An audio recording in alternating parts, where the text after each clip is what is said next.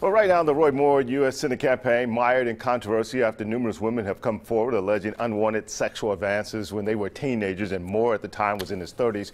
Roy Moore has responded with defiance, but we have not been able to talk with the candidate about the allegations. And joining me this morning to address it is from the Roy Moore campaign is Ted Crockett. Thanks for being with us this morning. Thank you, Art. We appreciate it. Now, Mr. Crockett, the allegations against Roy Moore, they've continued to mount now with 9 women actually coming forward claiming some type of sexual indiscretion. Your candidate has not, before the media, clearly denied these allegations. The campaign won't let us talk to Roy Moore, so you're here to tell us about that. What's the truth about these allegations? Well, Art, I'm like everybody else. I was gobsmacked, 13 days ago when these allegations came forward, and I watched on TV with my wife and watched them come into the press conference.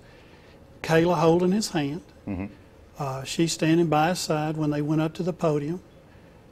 I've seen a lot of these situations where a politician has had some indiscretion and the wife looks like she's run over by a Mack truck. Kayla loves her husband.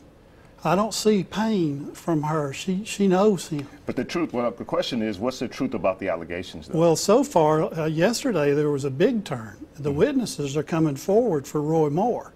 The defendants, the people that are making these accusations, they can only make a single accusation, but they can't bring in witnesses to support their allegation. Let me do it a little differently. Maybe if I can walk through this. Okay. Did Roy Moore sexually harass teenage girls at any time? I don't believe he did. Did Roy Moore have any type of sexual contact with teenage girls at any time? I don't believe he did. Are you saying that all of the accusers are lying or being dishonest? I'll say this. I have been the victim of a smear campaign when I was a county commissioner.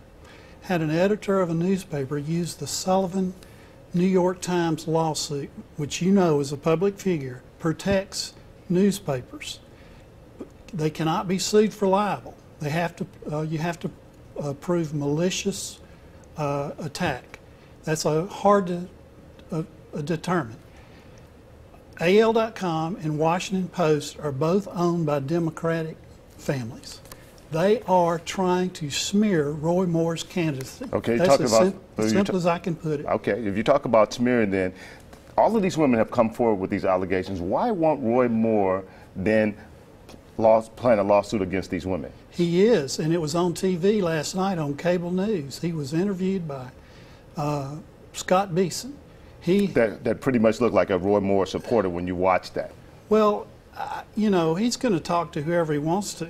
You know, I'm here today with you. Well, you're here, but the candidate's not here. Can we talk to Roy Moore about this? Will he ever come before the media? He will.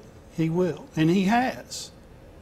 He has not come on any show that we've asked him for to talk about these allegations or even talk about them to the media. He'll talk about it and get out of the way, and then his supporters like yourself would talk.